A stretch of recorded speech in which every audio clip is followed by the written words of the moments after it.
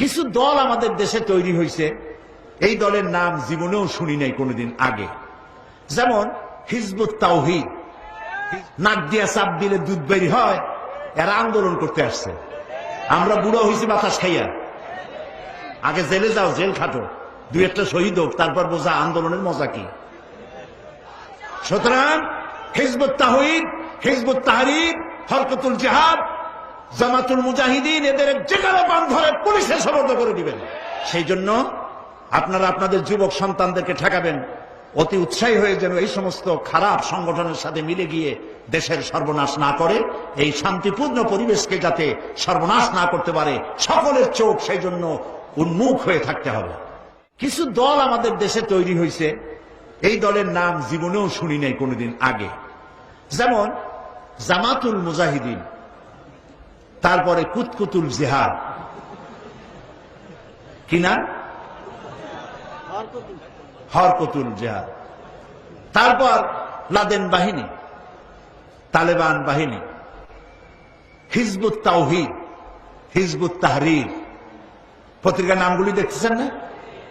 এই সব নামের সাথে আমার জনগণ, এই দেশের জনগণ কোনো কালেও পরিচিত নয়। এদেরকে আমরা চিনি না, এদের বাপেরও চিনি না, মায়েরও চিনি না, এদের গোষ্ঠী চিনি না। এরা ইসলামী আন্দোলন নয়, এরা এসেছে এই দেশে, এরা তৈরি হয়েছে ইসলামের পরিবেশকে, মুসলমানদের পরিবেশকে নষ্ট করে দেওয়ার জন্য।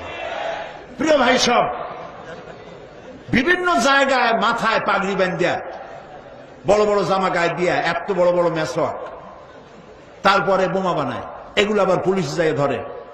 তারপরে পত্রিকা আসে জামাতুল মুজাহিদিন ধরা পড়ছে। তাহলে আমাদের দেশটাকে একটা সন্ত্রাসী দেশ বানানো হলো তাদের উদ্দেশ্য, ঠিক কিনা? আমাদের দেশে কোনো সন্ত্রাসী নাই, আর কোন গোপন আন্দোলনে ইসলাম বিশ্বাস করে না। সরকার প্রধান এর পক্ষ থেকে কোনো অর্ডার আসার আগ পর্যন্ত জিহাদের প্রস্তুতি নেওয়া জায়েজ নাই।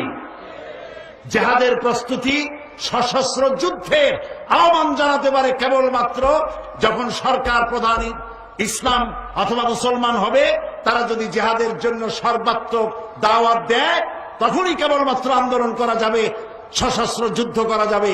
এর আগে বোমা বানাইয়া, পিস্তল বানাইয়া ইচ্ছামতো মানুষ খুন করা, এগুলি করে ইসলামের কোনো লাভ নাই, বরং ইসলামের ক্ষতি হবে। এই কাজটি আপনারা করবেন না অতি উৎসাহী হয়ে। কয় গণতন্ত্র হারাম, পার্লামেন্ট হারাম, মেম্বার যারা হয়েছে তারা হারাম, সব মুশরিক, সব কাফের।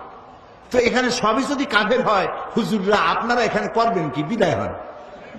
আপনাদের পছন্দ মতো কোনো দেশ থাকলে সেই দেশে চলে যান। গণতন্ত্র হারাম, আব্রাহাম লিঙ্কনের গণতন্ত্র আমরা বিশ্বাস করি না। আমরা বিশ্বাস করি ও আমরুহুম শুরা বাইনাহুমের, আল্লাহর দেওয়া গণতন্ত্রের বিশ্বাস করি। গণতন্ত্র হারাম, তাহলে সরকার বদলের সিস্টেম কি বলো? জবাব দাও। একটা সরকারকে পরিবর্তন করার জন্য, ইচ্ছে মাফিক সরকারকে আনার জন্য সিস্টেম কি? সুতরাং এই সমস্ত কথা বলে মানুষকে বিভ্রান্ত করার কোন যুক্তিপূর্ণ কারণ নাই। লিফলেট ছড়ানো বন্ধ করো।